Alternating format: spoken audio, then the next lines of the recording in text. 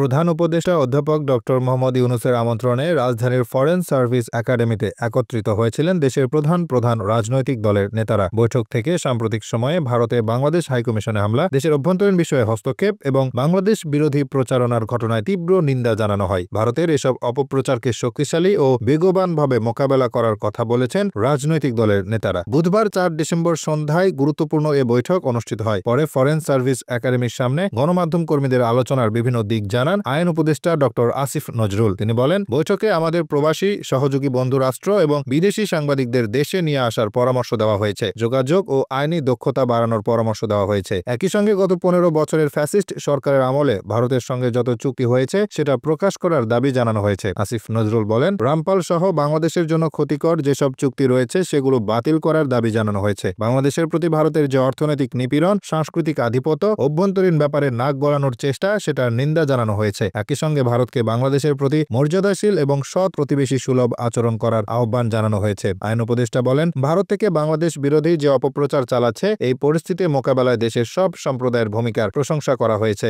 একই সঙ্গে যে কোনো উস্কানির মুখে সাম্প্রদায়িক সম্প্রীতি অটুট রাখার প্রত্যয় ব্যক্ত করা হয়েছে। বৈঠকের বরাত দিয়ে তিনি আরো বলেন, সবাই একটা কথা বলেছেন, আমাদের আর শক্তিহীন, দুর্বল, নতজানু ভাবার কোনো অবকাশ নেই। যে কোনো ধরনের অপপ্রচার এবং উস্কানির বিরুদ্ধে আমরা ঐক্যবদ্ধ থাকব এবং আমাদের ঐক্য অটুট রাখব। আমরা সাহসী থাকব। ভবিষ্যতে যে কোনো অপপ্রচার বা উস্কানি দিলে আমরা আমাদের ঐক্যকে আরো বেগবান রাখার প্রচেষ্টা অব্যাহত রাখব। আইন উপদেষ্টা বলেন, প্রস্তাব আকারে এসেছে গোটা জাতি ভারতের অপপ্রচারের বিরুদ্ধে যে ঐক্যবদ্ধ আছে সবাই মিলে পলিটিক্যাল একটা নিরাপত্তা কাউন্সিল করতে পারে কিনা এজন্য প্রস্তাব এসেছে। আমাদের মধ্যে মত, পথ ও আদর্শের ভিন্নতা থাকবে, আমাদের রাজনৈতিক ভিন্নতা থাকবে, অবস্থার ভিন্নতা থাকবে, কিন্তু দেশ, সার্বভৌমত্ব এবং অস্তিত্বের প্রশ্নে আমরা সবাই এক। সবার উপরে দেশ, এটা থেকে আমরা কখনো বিচ্যুত হব না। বাংলাদেশকে দুর্বল, নতজানু, শক্তিহীন ভাবার কোনো অবকাশ নেই। ফরেন সার্ভিস একাডেমিতে বৈঠকে অংশ নিয়েছেন বিএনপির স্থায়ী কমিটির সিনিয়র সদস্য ডক্টর খন্দকার মোশাররফ হোসেন, ডক্টর আব্দুল মঈন খান, নজরুল ইসলাম খান, আমির খসরু মাহমুদ চৌধুরী, অধ্যাপক ডক্টর AZM জাহিদ হোসেন, জামাত ইসলামের আমির শফিকুর রহমান ও সেক্রেটারি জেনারেল মিয়া গোলাম পরোয়ার সহ